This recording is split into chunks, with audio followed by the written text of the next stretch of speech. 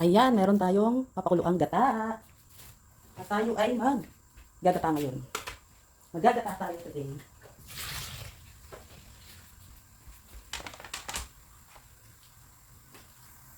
Iyan ang ating gata. Lagyan natin ng luya. Sibuyas na pula. Naalang natin yung apoy. Ayan. Ilalagay ko na ang talong kasi medyo matigas to. Ayan. Talong. Talong na maliit. Ayan. At dahil kumukulo na siya, ilalagay ko na rin itong sili. Pechay. Ayan. Yan ang ating pechay. Ang dami yan. Dahil yan lang naman yung gulay natin, dadamihan natin. Ayan. Takpan muna natin. Ayan, buksan natin dahil kumukulo.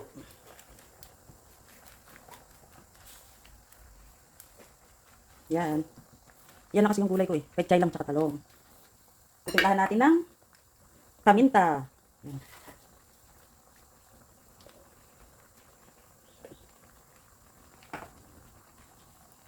Yan, hintayin natin mag-simmer ng husto. At lumambot yung talong bago natin ilagay ang ating tulingan na isda. Yan. Yan, lumambot na siya. Takpan natin. Yan, buksan na natin ulit. Yan. Alam na may pasok siya eh. Hindi yung ano ng... Yan. Medyo matigas pa itong talong. Hintayin lang natin lumambot pa.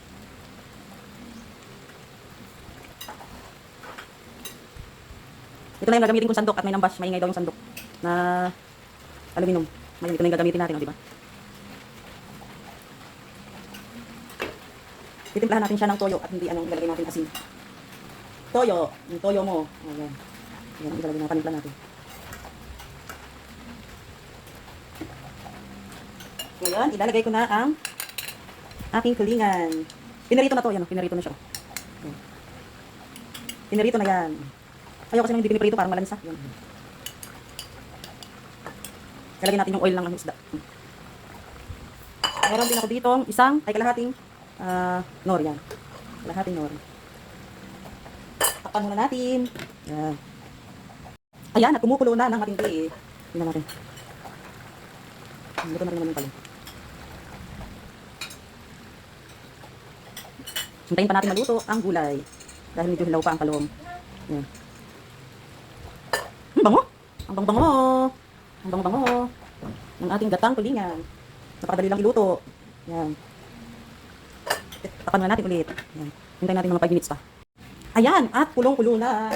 5 minutes na natin siyang pinapakuluan. The best part ay ang tikman natin. Para may adjust natin yung lasa niya. Kung okay na ba yung timpla. O magdadagdag pa tayo ng kunting toyo. Huwag lang yung toyo mo at toyo ko. Ha? Okay na, kaya lang kunting toyo pa. Kunting toyo.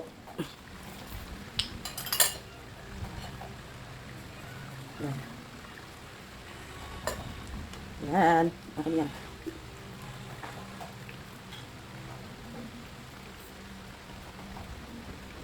Kaya ako nilagay sa ilalim yung mga gulay para hindi madurog yung isda. Yan.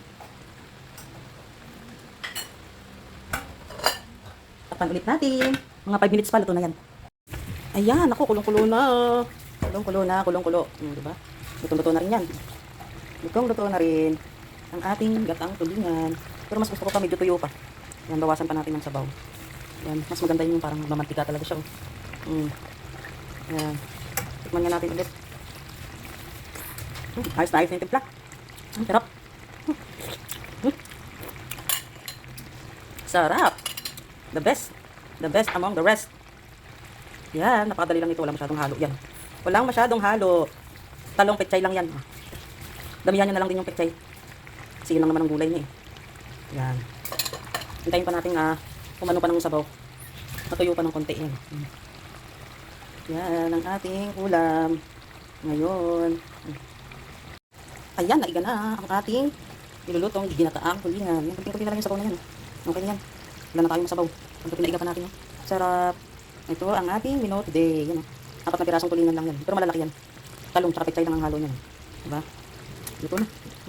Nagmamantika na. Nagmamantika na. Luto na rin ang ating talong. Yan. Luto na rin ang ating pechay. Yan na to. Maubos na yung sabaw. Wala na tayong masasabaw sa kanin. So yan na. Yan yan. Yan. At tayo ay kakain na. Tanghali na. Yan. Ang ating ulam. Today, papatayin ko na to. Yan. Ayan na ang ating ginataang tulingan. Yan, kakain na tayo. Yan na guys, yan, super sarap. Nagmamantika na ang ating gata. Yan, di ba? Napakasarap. Yan ang ating ginataang tulingan. Guys, don't forget to like and share. Papalo na rin guys. Thanks for watching. Have a nice day ahead. God bless us all. Let's eat. Itong ating sausawan. Sarap. Kain na na. God bless us all.